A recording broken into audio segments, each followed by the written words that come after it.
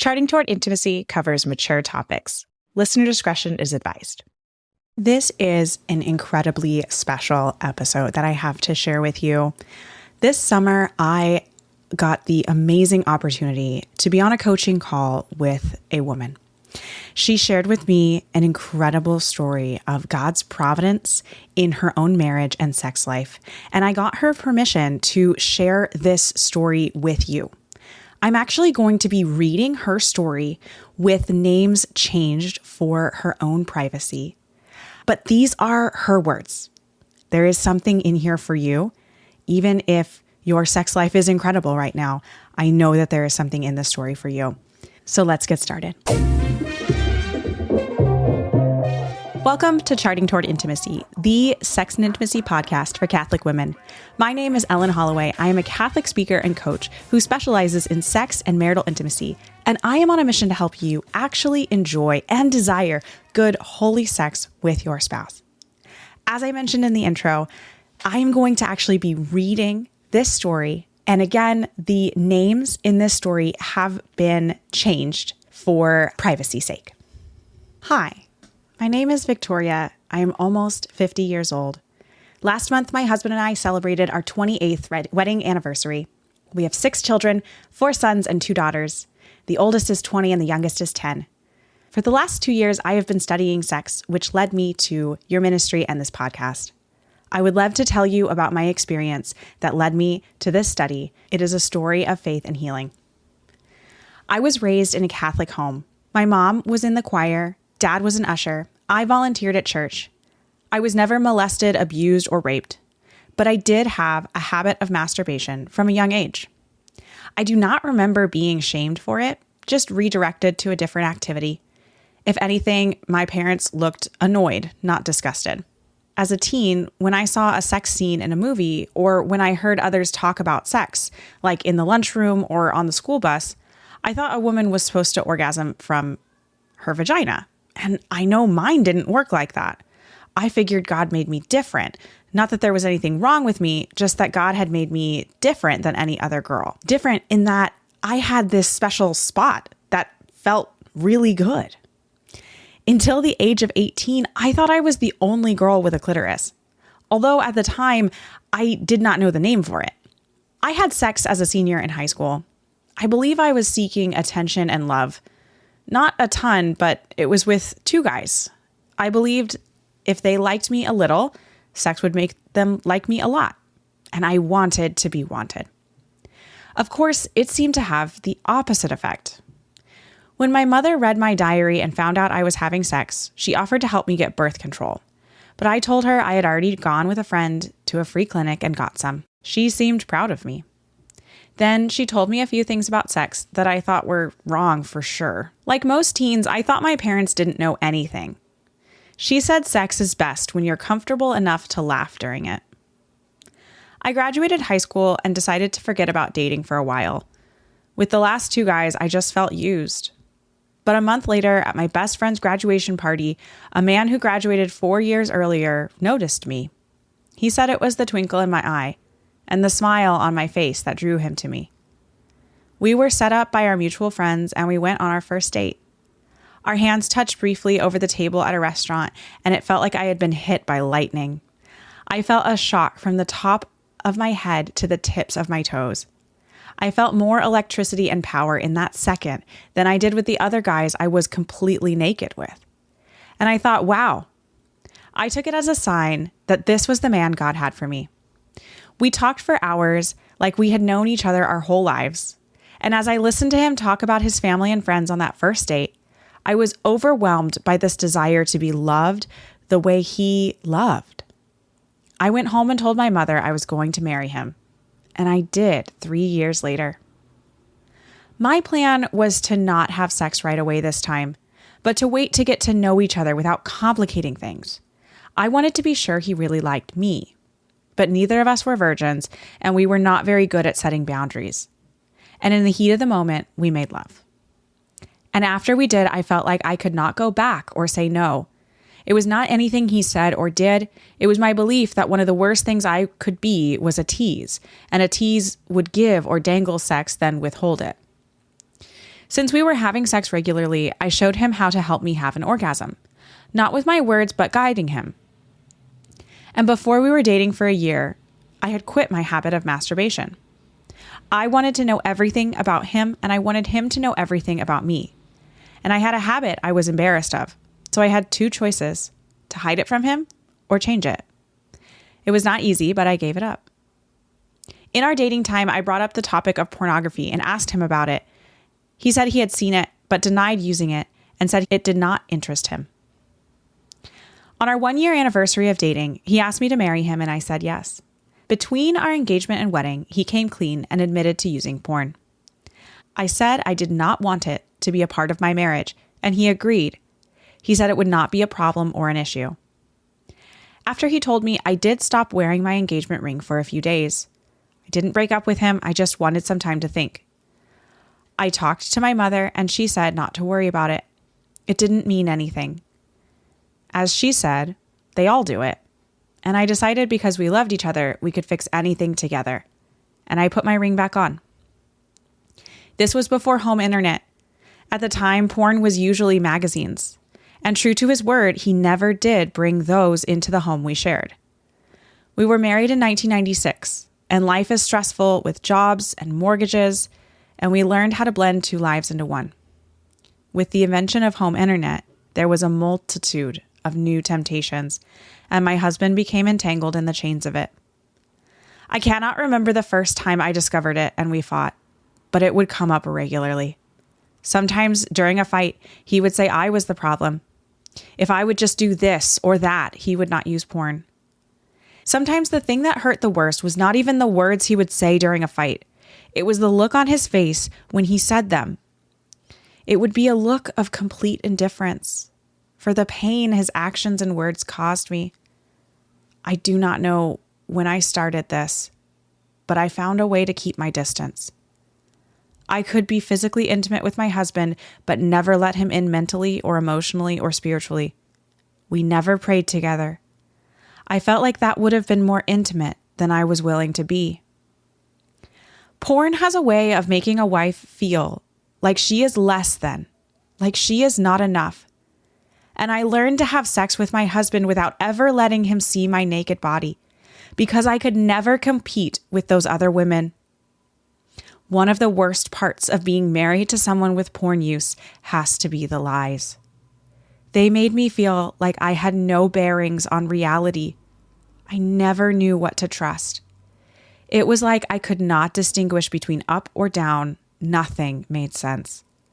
I would continually replay every conversation, expression, and gesture, trying to be able to distinguish between the truth and the lies, and doing that so much made me feel crazy. I fought with my husband so much about porn. Sometimes I yelled, sometimes I cried, sometimes I even threw things. I fought in any and every way I could think of. There was a battlefield in my life. On one side was me, and on the other side was my husband and porn. We fought like this for 12 years. Then one day I had an epiphany. It was a grace from God, and it was life-changing. I was given the realization that my husband was not the enemy, but he was a fellow wounded soldier, and I could not leave him behind enemy lines. The devil was using porn to destroy us both. We were both victims, just in opposite ways. We were like different sides of a coin. Now, on the outside, there did not appear to be anything different, but on the inside, it made all the difference. My prayer changed. Before this epiphany, my prayer was only focused on myself. I prayed for what I needed and wanted, to be hurt less, to feel less pain. And there was selfishness in that. After the realization that my husband, as a fellow victim, was probably in a lot of pain as well, I started to realize that it was pain that my husband experienced as a young man that made him turn to porn in the first place. And knowing a little about how the evil one works, he was probably being tempted and then was filled with guilt, which is a painful cycle. After this epiphany, my prayer became an intercessory one for my husband to feel less pain. Before the epiphany, when painful feelings would bubble up in me, I would pray for God to take them away. But after this epiphany, when painful thoughts and feelings would bubble up in me, I would offer them as a sacrifice for other people and mainly my husband. I stopped asking my husband about porn because that only seemed to start fights, and I quit searching for evidence of infidelity. So when the urge to bring it up or search would come, I decided to not do them as a fast for my marriage. I would leave it to God to deal with. It was not easy, but I bit my tongue a lot. I just kept reminding myself that his porn use was something that started before he ever even knew me. So it could not be my fault. And it could not be because I was lacking in some way. Interestingly, around the same time, there was another major change. We went from using artificial birth control to using natural family planning. After I moved out of my parents' house, I stopped attending Mass. Not because I did not believe, but because I thought I could do things on my own. I started to go back to Mass after the birth of our first child. Slowly, I began to study more about the faith. And after 2 kids, we were discussing when to have our third, and I suggested this was the perfect time to learn natural family planning. Because if it didn't work, it would only move our plans up a few months and not completely derail them. He agreed as long as I did the work. It worked perfectly for us. We always got pregnant within 2 months if that was our intention, and we were able to avoid if that's what we wanted. If you would have asked, I would have said we had a good sex life because 1, we had regular sex. 2, I always orgasmed. And 3, I did not commit any sexual sin. What else was there, right? I knew the porn was not gone. I knew there were still stumbles and lies. Because of the lies, I pushed my husband away mentally and emotionally. I had built a wall of protection between my husband and myself. And he had pushed me away, thinking by lying he was protecting me, while he struggled with porn in silence and isolation. It was like we were each living on a deserted island, right beside each other. It killed a lot of our loving feelings, and it put us in a cycle of dishonesty, avoidance, and self-preservation. I slowly grew to dislike sex more and more. I would try to time sex just right. If it had been several days since we were intimate, my husband would get very attentive and loving, and I would enjoy that. If it went too long between encounters, he would get agitated and short with me. I very much felt like he only wanted me for sex, not because he actually wanted to spend time with me. Sex was very much a painful experience. Not physically, but mentally and emotionally and spiritually. Our marriage was a barren wasteland. We'll be back with the episode in just a minute. Let me ask you a quick question. Does sex just kind of suck? Or maybe you and your husband are just always arguing about sex? Maybe you feel like your libido has disappeared, or it takes you too long to get aroused, or you just really don't like sex that much and you're ready for that to not be an issue in your life anymore. If that sounds like you, then you need the Catholic Sex Course for Women. In this course, we dive into the 5 pillars of married sex, and I help you actually finally have the sex life that you have dreamed of. Sex is so good. It is so holy, and you deserve to actually enjoy and find pleasure in your sex life. Check out the Catholic Sex Course for Women at vinesinfullbloom.com/Catholic sex or click the link in the show notes. My husband is not Catholic. He was baptized Lutheran, but was not practicing. So I took the kids to Mass that were kindergarten age and up, and he would stay home with the young ones. But in the year 2016, he began to attend church with us weekly because I was having difficulty keeping all the kids behaved by myself. 2017 is the lowest part of my story. We had 2 miscarriages, one in May and one in September. With the first one, we told others. So we celebrated and mourned with our close family and friends. But with the second so soon after the first, we decided not to tell anyone and mourned and buried the second baby alone. While I was still bleeding from the second one, I found a tablet downstairs, and the rule was the kids had to use it in the main part of the house, not the basement that was more secluded. So I did a search of the history to make sure there was nothing inappropriate. and I discovered porn. I decided to talk to my husband before confronting the kids, and he admitted it was him. We carried on with life the best we could. We had to wait a few days before we even had the opportunity to talk alone. We still had sex and were trying to move forward, but a month later, I could not do life anymore. I really lost it this time. I don't mean crying and yelling. I mean completely withdraw from life. I don't know if it was the porn or the miscarriages, but it was probably a combination, along with the always having to pretend I was okay. I felt like all the faking was a slow, painful death of my soul. I was having severe, constant suicidal thoughts a month later. So I went to the hospital and I got antidepressants. I tried therapy, but it did not feel like it was helping, and I quit.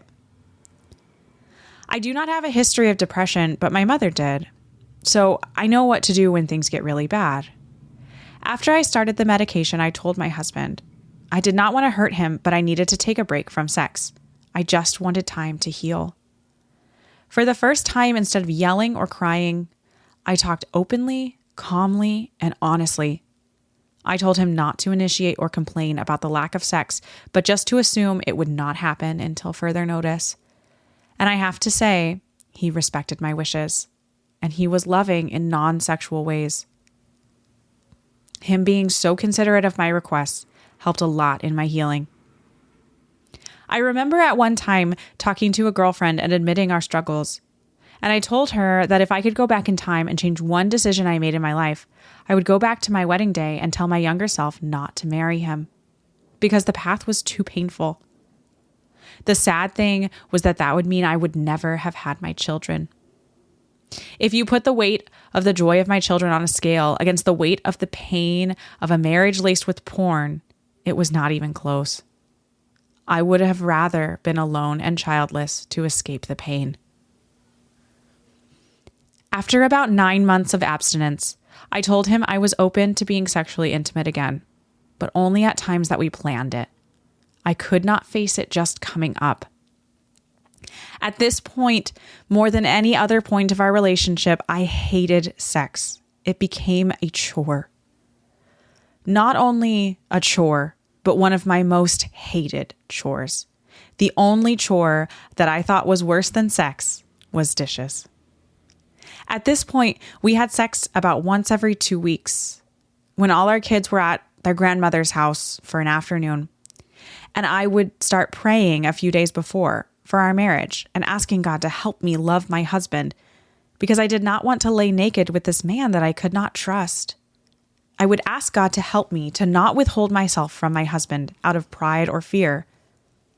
But believing that God created sex and he made it to bless marriage, I continued to be intimate the best I could. I felt like I was just holding my breath, waiting for the other shoe to drop, waiting to discover porn again. After about 4 years on the antidepressants, I was weaned off them and started to feel more alive again. When I was on them, they stopped the suicidal thoughts, but it was like they also took away my laughter. I still was not enjoying sex very much, but after so much dishonesty and rejection and fighting over this topic, I thought enjoying sex would be impossible. And part of me thought that because I had sex before marriage, I was too damaged to have great sex. I had developed a habit of shutting down my mind and heart during intimacy. It seemed the only way to have sex. If I did not shut down my mind, I would visualize my husband looking at another woman, and my heart would hurt wondering if he was lying again. In hindsight, I think closing off my mind and heart in our intimate times actually added to our problems because I was not fully present, which really contributed to sex feeling like a chore. These years was when my husband said he was the saddest and loneliest. He felt this great distance between us because of the wall I had built between him and me. Not to hurt him, but you know how you touch something hot and it hurts, so you get tentative to touch it again? That's the way I felt about him. I was scared of being burned again. Now, 2022 is the high point of my story. One of my sons started dating someone seriously, and after a while, he was changing and showing signs that he was having sex. So I planned to do a 54-day rosary novena. If you don't know what that is, it's 3 full rosaries a day for 54 days. And to show God how serious I was, I decided to add fasting with it. So I fasted from 3 things for 54 days. I wanted to pray for my kids to not have premarital sex, but that felt wrong because God gives everyone free will. So instead, I prayed that my kids would know and understand the truth, goodness, and beauty of human sexuality as God created it in the beginning, in the Garden of Eden. I prayed that they would use their sexuality with purity and chastity according to their vocation and state in life. And that if they did fall into sexual sin, they would return to living as God intended, as quickly and completely as possible. At the last minute before starting the novena, I decided to change the intention to be not just for my kids, but for all Christians. Now, I believe God hears and answers all prayer, just not always in the way we expect him to. This time, as it usually does, it turned out to be something way better than I could have ever imagined. On the second day of my novena, I initiated intimacy with my husband without scheduling it. And then again the next day, and again the next day. That's when my husband said, "Who are you and what have you done with my wife?" And I reminded him of my novena, and I showed him the intentions because I had written them down. We realized the intention of praying for all Christians meant that I was praying for us as well. And my husband suggested that we start to pray together. And from that day on, we have. You know how you walk into a room that's pitch black dark and you flip the light switch on and in an instant the whole room looks and feels differently? That's how quickly and drastically my experience of sex changed. It did not feel like a chore. It did not feel like there was a wall between my husband and I. It felt like Jesus had knocked it down, and we began to be truly intimate in all the ways, mentally, emotionally, and spiritually. Now, when we are together, we crawl into bed, and first we talk about our day. We discuss our high and low moments. We express appreciation for each other. We are one in body, and we end by praying out loud together. I have to admit I was scared that as soon as the novena ended, my new enjoyment of our intimacy would stop. But what I was experiencing was so amazing. I told my husband that if I had to, I would fast from those 3 things for the rest of my life to keep enjoying our new intimate connection. My whole life feels better now. We're actually intimate almost every day. It has been that way for almost 2 years. Sex is the best part of my life. How did I go from sex being the most painful part of my life to it being the most amazing part? Now sex is where I feel most loved and alive. The place I feel most free to be my true, authentic self in every way. And I feel like it is a true joining of 2 people in every way, in mind, heart, body, and soul. My husband and I both think the best part of sexual intimacy is the after part, when you get to lay together in each other's arms, feeling totally seen, known, and loved, bare in every way possible. It feels like our souls stay connected longer than our bodies. It feels like every problem and difficulty appears smaller, more manageable somehow, which is very much the way prayer makes me feel. It seems like there are so many parallels between marital sexual intimacy and our relationship with God. It surprises me, but I don't know why, when that's what the Bible says in Ephesians chapter 5. My husband and I call what happened with that novena our new beginning. Our relationship is different in so many ways. And it all started with better sex as a gift from God. We used to avoid going to bed at the same time. And now together is the only way we go to bed.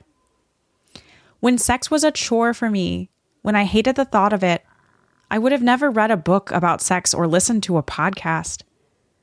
You can't make yourself spend time thinking about something you despise. But since our new beginning, I've been reading and studying about sex. When faced with something new, I like to learn as much as I can.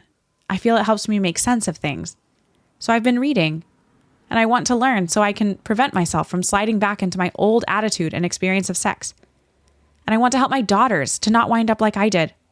The Bible's filled with stories of Jesus healing people. One of my favorites is the story of the woman with the hemorrhage. When Jesus said, "Daughter, your faith has made you well." And like her, I am no longer living a life of isolation. I don't know why my miracle happened, but I do know who made it happen. Jesus.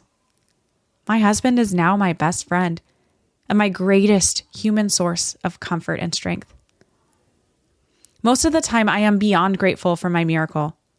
There have been moments, though, where I thought, why did it take so long? Why did I have to suffer? I quit the sin of masturbation in 1994. And I quit the sin of artificial birth control in 2007. Why did I not start to experience sex as a blessing until 2022? I think Jesus waited until my husband was finally in a place to truly turn away from porn for good. And that happened after weekly mass attendance started. I also think God used my lowest point in my marriage to draw me closer to him. That point in my life, more than any other, I felt God so near. He felt closer than my own heartbeat or breath. I don't think God wants us to suffer, but he is an expert at using suffering for good, to draw us closer to him. I wonder about and pray for all the women who are married to men caught in the chains of pornography. I feel their pain. It was my pain. I feel their sadness, despair, and loneliness. I do not have all the answers. I know I did many things wrong, but I never stopped trusting God, and I never turned my back on my husband or our marriage. And it has led to the most beautiful, peaceful, and joy-filled life. It can sound like the story of a person's sexuality, but when you look closely, it is a story of the power of prayer and mercy. Nothing is too far gone to be redeemed by him. My husband is still not Catholic. I've asked if he wants to become Catholic, but he hates classes. He attends Mass with us, and he's living a Catholic life in practice. I remind him he shares a bed with a miracle. Maybe the miracle God gave me was not just great sex, but maybe the great sex will lead my husband to living a fully Catholic life in the sacraments, which would be an even greater blessing than amazing sex. I hope you enjoyed that story as much as I did. Please consider sharing this episode with a friend who might benefit. I want to end by sharing a really wonderful prayer that this woman shared with me via email as we were going back and forth about this episode. Her prayer for all of you is, may all marriages that feel like water experience Jesus and become an abundance of wine. Thanks so much for listening. If you are not already following us on Instagram, be sure to check us out at Charting Toward Intimacy. And if you listen to podcasts on a platform that gives you the option to rate or review, we'd love for you to do that because it helps us spread the word about the podcast. If you ever have questions, comments, or episode topic ideas, please reach out to us. We love to hear from you. You can reach out on Instagram or send us an email. Our email is in the show notes. Until next time.